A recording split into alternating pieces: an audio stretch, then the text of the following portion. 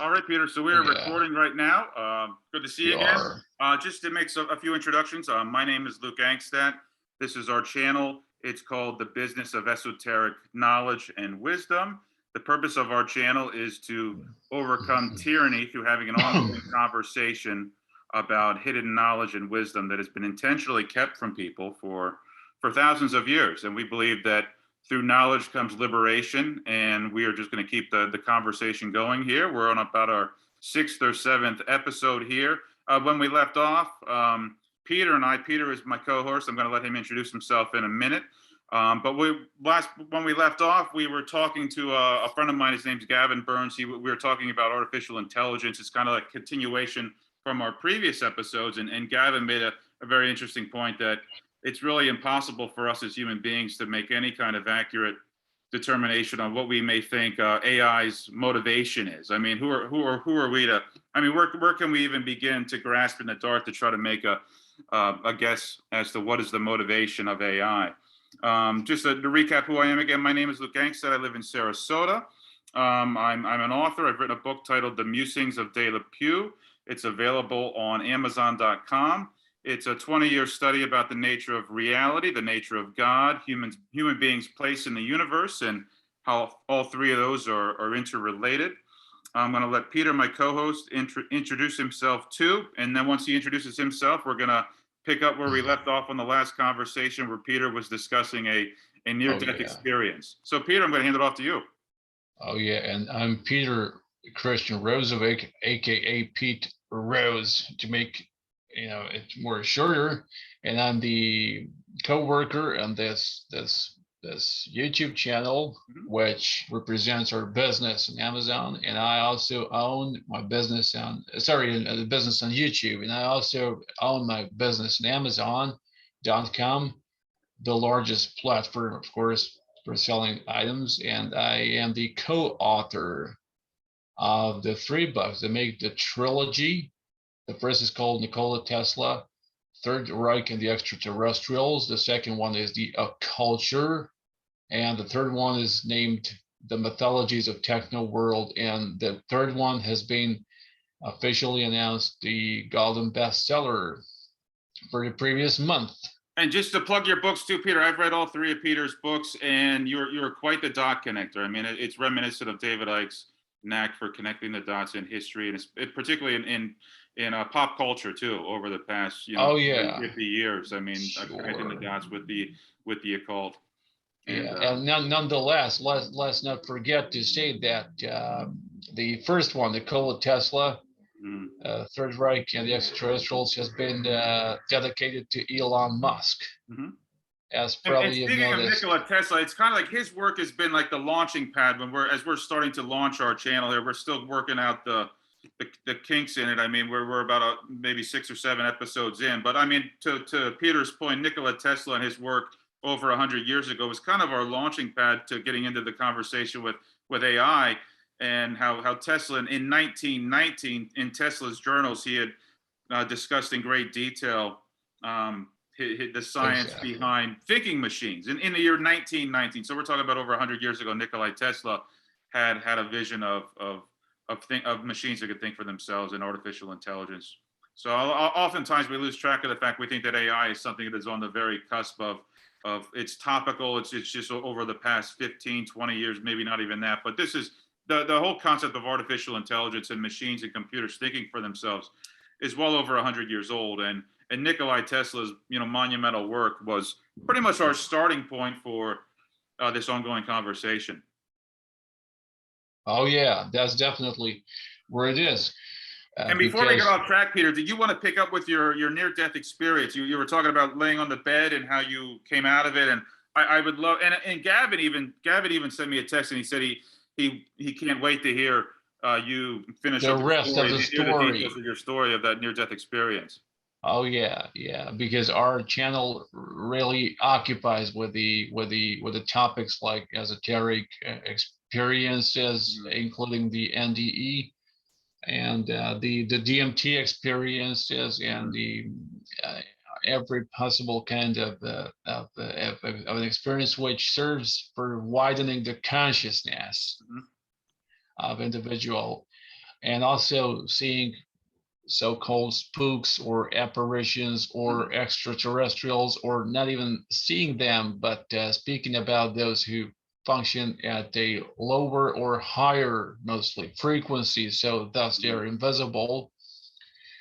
And about the parallel universes, about ayahuasca, about the substances for altering the consciousness, about past existences, namely the reincarnation topic, the gadgets, the AI, and the futuristic researchings. Yeah. So it covers a whole lot of various topics and stuff. So that's the purpose. We are standing on a frontier that we can't even really begin to imagine what's coming next. I mean, we are incapable of imagining what's coming next.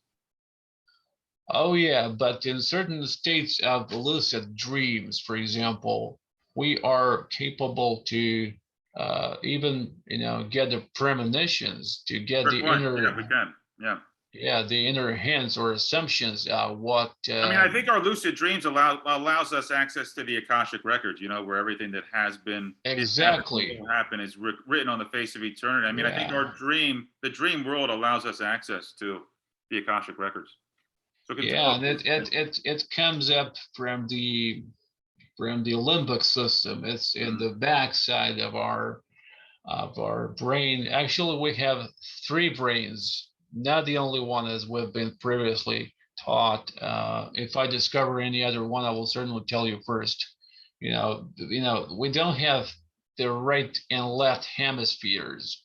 And the hippocampi, or hippocampus. We have instead three different separated brains, which the hippocampi or hippocampus is the eldest one in the evolutionary, uh, you know, uh, the most primitive and the most elementary one, following the track of the evolutionary process. And I'm speaking here about the induced evolutionary process. But when you use that phrase "induce," Peter, I want you to amplify that phrase, because I can kind of, it almost sounds like you're talking about someone is manipulating evolution, and I could be way off base on that. But for myself and also for our audience, I'm a bit unclear about the phrase "induced evolution." So if you could expand upon that, the definition of that concept, that'd be great. All right, this is maybe the perfect opportunity to do that, finally. So the point is that mentally I admit and acknowledge the existence of the self, or the consciousness, as we've previously concluded yesterday in our previous show. But I don't call it God, because that word has been, and it still is, until it stops being used, the milestone for warfares and for killing sprees and craving blood and making disagreements amongst humans, at least on this it has so much planetary system. connotations. That word God, I mean, we have to tread very lightly when we bring that word up, and we've got to be any person. I mean, we have to make your definitions of it. I mean, there are as many definitions for God as there are people on this planet. I mean, and none of them suits completely. So, I mean, it's not even a tiny scratch. Yeah. So I think I'm even quoting Breaking Bad. When Heisenberg he said, "Tread lightly." When you remember when Hank discovered who Heisenberg was, when he discovered that it was Walt, he said, "You need to tread lightly." So I'm quoting Breaking Bad here. I remember, but the same principle applies when we're discussing the nature of God, or what the hell does that word mean, God? So we have to tread lightly, just like Agent Hank, DA Agent Hank in Breaking Bad has to. So we have to tread lightly when we're discussing the word God. So go ahead, though. Back on track. Okay, that's a whole new different topic, and it will require us more than 2 hours in order to explain everything in details. Induced evolution. I'm curious. I really am curious. It's the term coined and propagated and advocated by Teilhard de Chardin, a Jesuit priest, a minister who was a philosopher, and you know the philosophy of Jesuits Hmm. for Hmm. sure. Hmm. And I read their pledge and their program, They're which is very imperialists. practical. Yeah. Sorry. I said they Yeah. are imperialists. Oh yeah. Yeah. Yeah. To put it politely. With Yeah. yeah, Very with polite. Christians, Yeah. they behave like Christians. With Muslims, they are Muslims. With Satanists, they are Satanists. With Jews, they are Jewish. With Hmm. I don't know, Chinese, they acquire the Chinese mentality. So Hmm. that ability to sneak in and to adapt quickly is really worth of praising. I mean, Hmm. Hmm. that's an evolutionary adaptability, Yeah, they are masters of that. So yeah, so he spoke about the induced evolution, because it's really small percentage of the chance that it happened just spontaneously without any kind of Mm. an interference. I'm not speaking about tutorizing or patronizing. It was giving me goosebumps Oh yeah, yeah, because yeah. that's for children. Hmm. I have Oh, my own child, and nobody there's a wants. popular scientist in the United States. His name's Greg Braden, and he chooses his words very Yeah, carefully. But he said he's even said that when you look at the record, just the record of human beings 200,000 years ago, he said when you look at the evolution of human beings 200,000 years ago, he said there's no other way to put it, but something was done here. There was a manipulation to DNA, to the human DNA. of Something course. happened there, and he says it with great reservation, and he's careful not to speculate because obviously he has his reputation, and he's an amazing guy, Greg Braden. But I mean, he's even admitted that something happened, something was intentionally manipulated in the human evolution 200,000 years Oh ago. yeah, Beyond because question. Yeah, yeah, sorry. yeah. Oh, beyond No, question. Beyond no, question. Yeah, yeah. yeah, There's no beyond question about it. question. Yeah. Yeah, yeah. I thought you said no further question. No, Yeah, no, no, no, great. no. Yeah, Yeah, yeah. we're now in a trial. Yeah. Yeah. No, no. Yes. So yeah, definitely. It's the point is that life remains a mystery, Hmm. and it will remain that way. And but we have the things that we have to do because we want to is to research the mystery and the totality of life with its entirety and within its beauties and its maliciousness and its difficulties as well as its pleasantries. Hmm. All right, you just hold on. And my daughter came. Oh, just keep silent. Okay, That's we're okay. running a show. We're running a show now. Okay, so the point is, Hello, that's okay. That's okay, okay. yeah, We're that's introducing good. levity here. No, no problem at all. Yeah, Yeah, she's a little actress. she is. So the point is that uh, it doesn't have to necessarily have a son, the Redeemer. I'm speaking about the self, Mm-hmm. the consciousness. It doesn't have to have nothing with Christianity nor Christendom. With the blood sacrifices, that's really too primitive, and it can be maybe an avatar or a something like a spiritual leader like Bodhisattva, Mm-hmm. but you cannot promise the entirety nor the eternity in the pan orgasmic oceanic experience, which is defined as a state of paradise, because it would be boring. Mm-hmm. For God's sake, it would be boring. For Just art's sake, imagine yeah. yourself, yeah, having a permanent perpetual orgasm for 10 hours, not to mention 10,000 earthly Mm-hmm. Mm-hmm. years. Yeah. It would become a disaster. Mm-hmm. So nobody can be that cunning or that naive to predict and to prophesize the eternal paradise, the state that we never used to leave, Mm-hmm. get from, the state which is permanently happening while nothing is happening within it, right? Because it's a state of a minority that has been subdued to the salvation, or that has been saved, whatever it has to mean. That is about the stuff. So it's a whole new subject. It requires more than 2 hours in order to be explained Okay, properly. so So to this sum is, up, Peter, to sum up induced evolution is in a nutshell, you're saying that it means that it's not just a naturally organic, impersonal yeah, process. There was let's stick some to that. sentient Yeah. being, intervened here with evolution. Is Well, that pretty much the premise, the basic premise of induced okay. evolution? Yeah. Well, Okay. nobody who's sane would not acknowledge that human race, namely Homo sapiens, which doesn't always behave as sapiens because it means wise, Mhm. uh, rational. Nobody will admit, who's clear-minded and smart enough to recognize it, that humans are the highest evolutionary product in the universe, yes, because they are malicious, right? They Mhm. kill their own offspring by Mhm. performing abortion. They organize the concentration camps, Mhm. warfares, nuclear weapons, and okay, those things are good because they are parts of the experience, of the great experiment. And within that experiment, every possible smaller experiment is permittable. Okay, and Mhm. it's possible. But let's explain this one.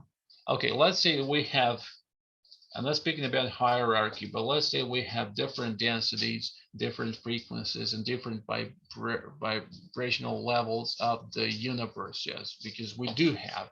It's about to be discovered. But we are just making a tiny little scratch from this point of view, standing on this referential point.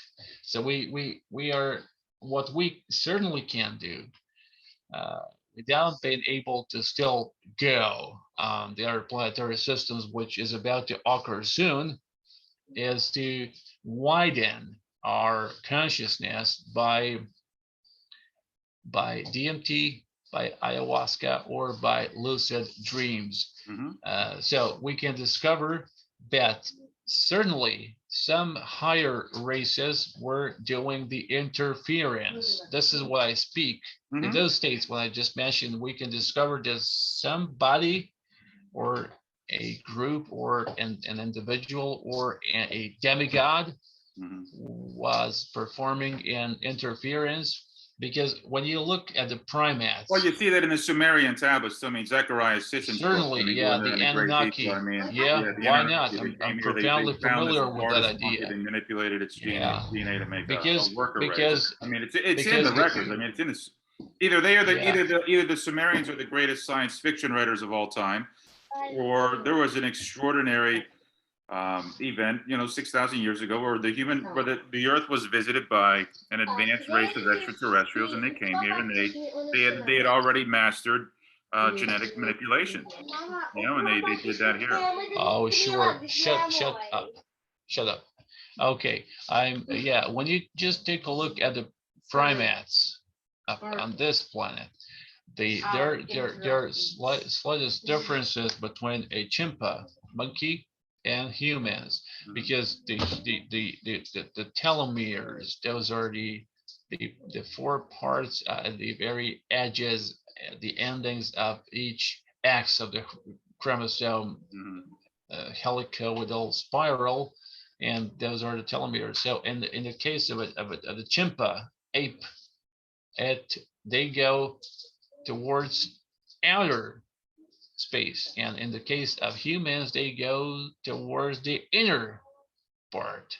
They are differently turned. So that's that is what makes us sure that there's been an And just to interference flesh out, happening, just to give a more of a historical a genetical context of that, as interference, far as I like with want to say. Zechariah, I mean, we're talking about Zech because you remind me of Zechariah Sitchin's work, and it's always good to give credit where credit is due, especially when you're talking about a subject that has already been Yeah, sure. it has taken to almost an inexhaustible level with its research and its analysis. So I mean, just to give a brief historical background on Zechariah Sitchin, we're talking about the author of of the Earth Chronicles, who in 1976, after studying the Sumerian tablets, the 6,000-year-old Sumerian tablets for 50 years, he was a Hebrew scholar, and by virtue of being a Hebrew scholar, he was able to interpret the Sumerian tablets. And after studying them for 50 years, in 1976, he published his first book titled The 12th Planet,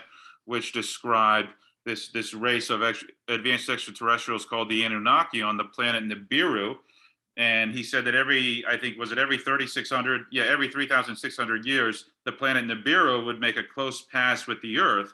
And that on one of the more recent close passes by Earth by the planet Nibiru, these Anunnaki in like 4000 BC came down to Earth, and they came down to the Induced Valley, and where Mesopotamia, the Induced Valley, and then they manipulated the more primitive human beings to turn them into a slave race to mine for gold, because the Anunnaki had exhausted their planet Nibiru's resources, and the one primary resource that they needed for their planet was to suspend. What they needed to do was to suspend gold in their atmosphere to create a conducive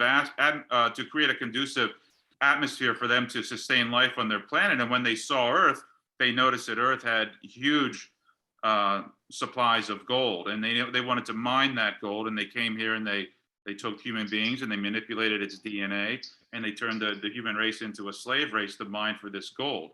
So the story goes. And so what we're talking about is something that was a theory that was the ancient astronaut theory that was also popularized by Eric von Daniken. But the guy who did probably the most scholarly research on the subject was Zecharia Sitchin. And again, there were 7 books to the Earth Chronicles. The first one was The 12th Planet in 1976. And then later on in the 1970s, NASA kind of came out and quietly corroborated the fact that due to certain perturbations in the orbits of Neptune and Uranus, there is without a doubt a massive celestial body somewhere in the far recesses of our solar system that are affecting the orbits of Neptune and Uranus. So we know that there's a massive celestial body that is exerting a gravitational pull on the farther planet, Neptune and Uranus in particular, in our solar system, that are affecting its orbit. So this what may have first appeared to most people's ears as being a far-flung theory, the ancient astronauts, they came here. It sounds hooey-gooey, science fiction.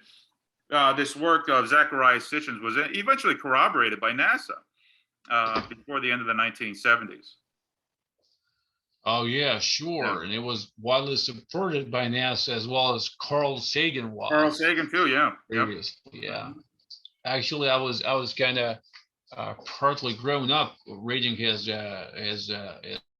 books like Contact and Cosmos later on. I love listening to Carl Sagan. I mean, what an amazing man! What an extraordinary human being he was, and he was really able to break it down into layman's terms. I mean, you didn't have to be a technician to understand what Carl Sagan was talking about. I mean, that's what just part of his genius was making it easily digestible for anyone to understand. Oh yeah, he was a brilliant human. He absolutely was. Nevertheless, that's for sure. And regarding the induced evolution, I just want to say that those are the obvious reasons. So what we're doing here, we're just like giving like a background to this. I mean, because there's what you're saying. I agree with you, and I hear where you're coming from. I just want to make sure our audience has a bit of a background with where you're coming from, because this is the business of esoteric knowledge and wisdom, and what you're talking about is not common knowledge. So I wanted to give our audience a bit of a background with what you're talking about. Yeah, the genetical interference and modulation, that's the point of the whole story. So there are different, not necessarily human alike, but also humane, and human alike, beings and biosystems all around this galaxy. The Pleiades, civilization. How do you pronounce it? The Pleiades. The Pleiades. I think I just say Pleiades. I've just seen it written. The Pleiad civilization, as well as Era and Tamar. Of course. So there's been recent communications with some of them, and also the inhabitants of Aldebaran in the Taurus constellation system.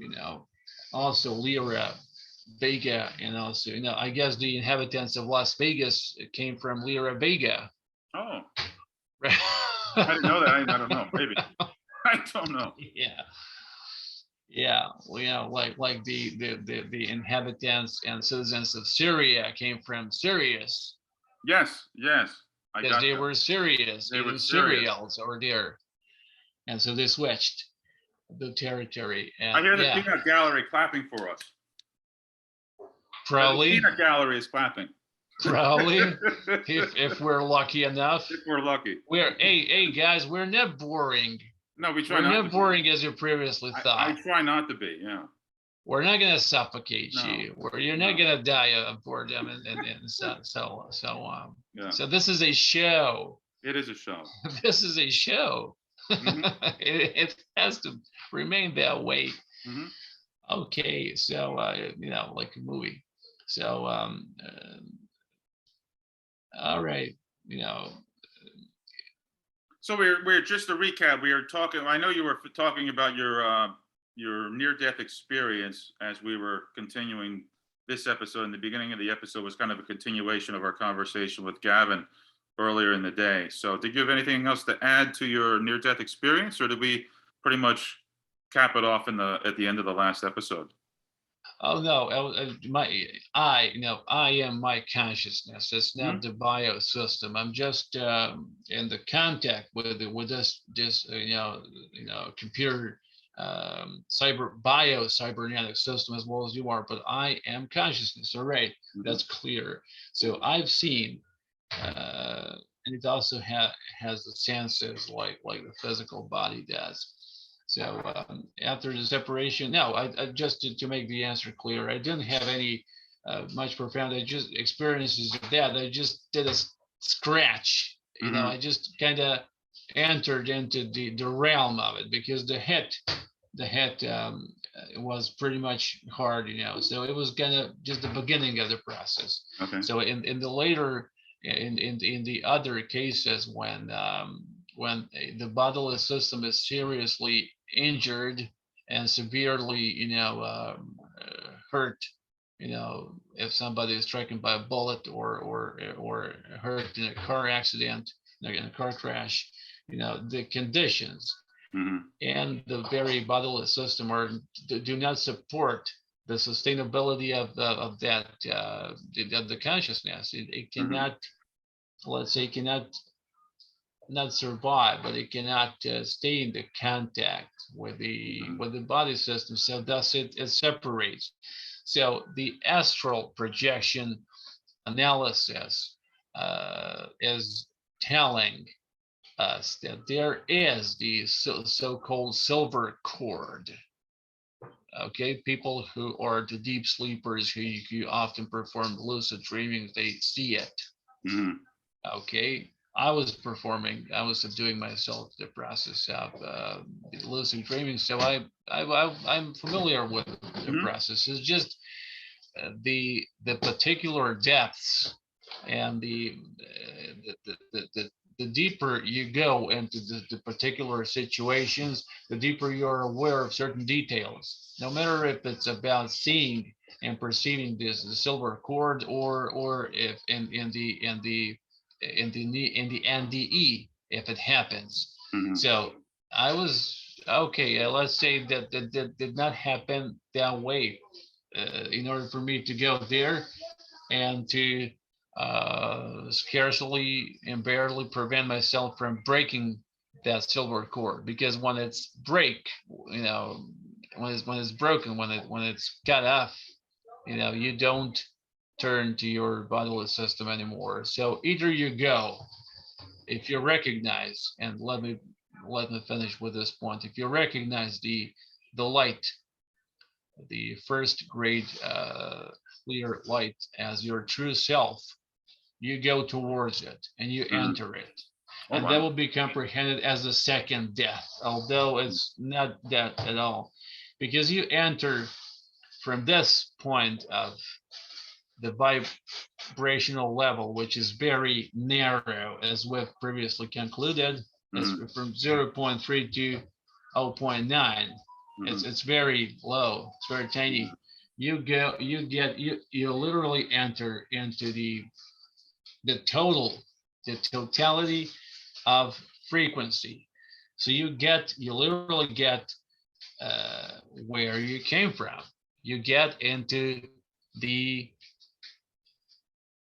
self, into the all consciousness, into the all overwhelming and encompassing consciousness, because it was kind of dissecting itself, so hence all of the life forms are there. Wow. So that's the point. So that's the point. I didn't see nothing more deeper, because I've just seen the momentum, like you're sitting in a cinema where I couldn't come to, because I fell to the ground. And when you see the light appearing out of the darkness surrounding you in the cinema, I've just seen the first moment as in the form of a blink, maybe a few seconds, and so I kind of I kind of And was woke after up. that? Did you come back after that? Was that when you were? Well, I wasn't leaving at all. No, I know, but I mean, I guess wasn't. I'm just using. I mean, it's clumsy to explain it or describe it in language. But did you feel like you were back inside your body? And I mean, did you recognize a narrowing of your consciousness back into the body of Peter? Oh yeah, yeah. Let's see, but I didn't have any Yeah. tunnel experience in the meanwhile. No tunnel experiences. But there's a moment where you become aware that you are back in your body. Oh yeah, let's say in a way. After that, were you back in your body after that? Well, in a way, but although I didn't previously feel any kind of the real genuine separation from it. I've just seen it. Okay. In a few seconds, in a blink, an eye. But maybe a better way of phrasing it: did you come back to baseline consciousness after that experience? Oh yeah, the random consciousness. Yeah, were you back at baseline consciousness, or were you still experiencing an expanded form of consciousness after you became one with that light? Well, it's certainly. I guess what I'm saying is that was there more to that? Did you go somewhere else after becoming one with the light, or were you back in our regular baseline consciousness, what we call our everyday reality, for lack of a better term? Are you asking me, did my random state of the consciousness, the mental plane, did it change? Or was there anything, what happened next in your near-death experience? Was there a continuation in your near-death experience, or was that, you know what I mean? Once you became one with the light and yourself was with the part of this light, was there? No, I didn't become. Yeah, that's a good subject to explain, because I didn't become one. I didn't enter into oneness with the light, because if I did it, I wouldn't certainly be here. Oh, okay. Did you make a choice? Did you make a choice not to? So you made a choice. Yeah, but you make the choices when you're a little bit much closer to the very source of light, to light itself, capitalized L. You make the choices when you're, let's say, if I'm supposed to explain it, like in a movie situation, if you're, I don't know how to put it differently, if you're closer to it.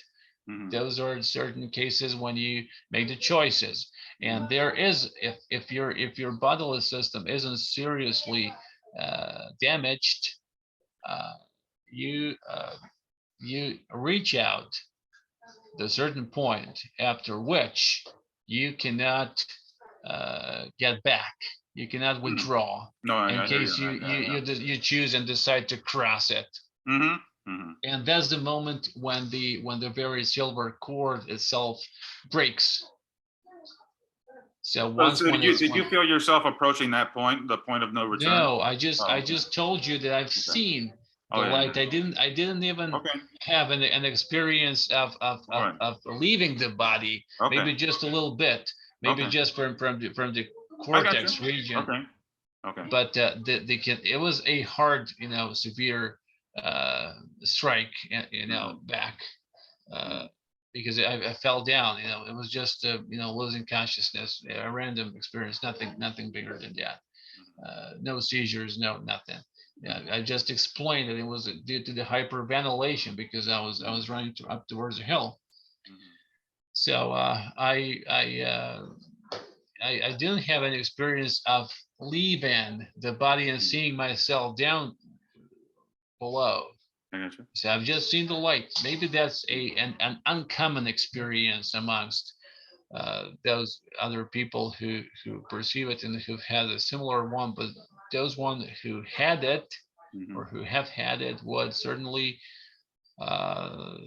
recognize the similarities between mine and their own experiences. This is nothing. It's nothing specific. I mean, come on, it happens each time when you die. And we were dying numerous times. We were reincarnating. There is the period of 7 times 7 days at most time span, and the Bardo Tadal.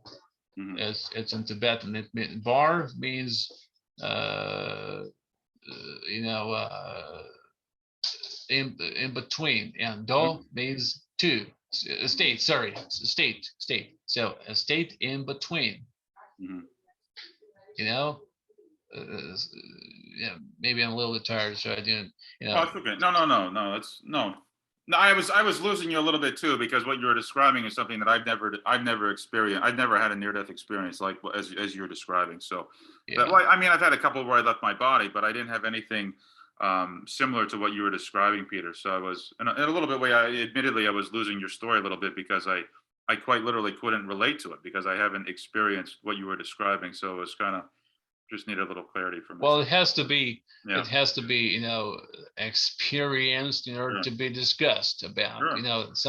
Some 3 or 4 years ago, I could only speak about that from the Tibetan Book of the Dead.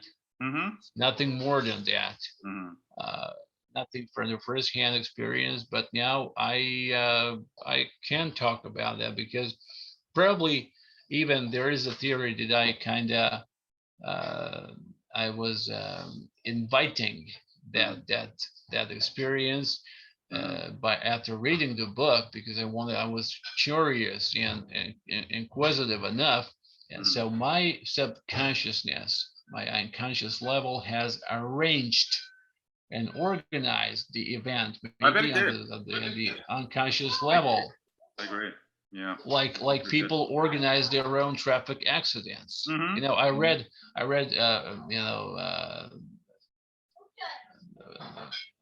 Franz Alexander in his book, about the traffic accidents, and it's been scientifically proved that the unconscious level of those people who suffered the car crashes and traffic accidents were organizing those events, and they were not even aware of it. It's like the unconsciousness organizes and creates dreams, the important things inside. So I'm not overburdened by it. I really enjoy those topics, but I just want to say that in a way, what's been previously recognized as state of fear, it really perishes. It vanishes because you kind of watch and observe life itself and your place in it differently. You stop taking care about nonsense and about the tiny things. I think you point to a larger truth is that oftentimes our fear is based upon just fear of the unknown, and once you had this experience, your fear was gone after you experienced what you just described. And I think that also points to the greater purpose of our channel too, is that fear is, I mean, a lot of the global tyranny is driven by fear. I mean, they are in the business and they are in the exchange of fear, and so much of this global tyranny that is sweeping the planet could not be achieved could not be coming as close to being achieved without the currency of fear. And oftentimes, well, not oftentimes, but I mean, really, we confront what we are afraid of.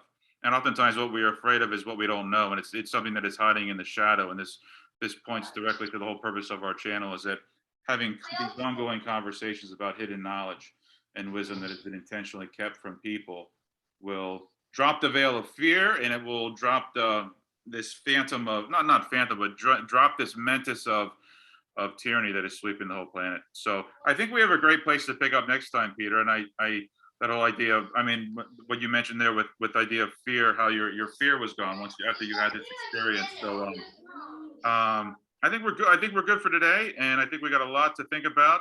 I remember earlier with our conversation with Gavin, I see that segueing into are we living in a simulation? I think there's this ongoing conversation about AI is eventually Oh going to yeah, this is the exactly what I simulation want theory. to talk about. So Yeah, I think that maybe even simulation theory would be a great place to pick up with next time. How do you feel about that? that's perfect, man. And And whether that's I think Gavin's going to be on again. I don't know what his schedule's like. I mean, he's on the West Coast, so he's 3 hours behind me. So yeah, when we were on earlier today at 12 my time, it was 9 a.m. his time. So, but I think he would love to get on that one too, about when we talk about simulation theory. And yeah, I or think he maybe you would. should Well, go. I think he would. You So I'm should hoping go he to would. But Vegas. yeah, Maybe you should I don't go. want to speak for him, but I do feel that I think that he would be interested in jumping on the show with us again too. But yeah, I think Uh, I feel pretty good about this. I think we're getting, it's becoming clearer and clearer what we want our channel to be about, where we want to take it, and I feel good. How about you? I feel great, buddy. All right. I feel pretty. I I'm feel so good. pretty. We need you to sing more too. Yeah, can I use it as my self promotion tool? Absolutely, go for it. Oh, that's great. Okay, but not now because I Yeah, talk too much. Maybe for another session.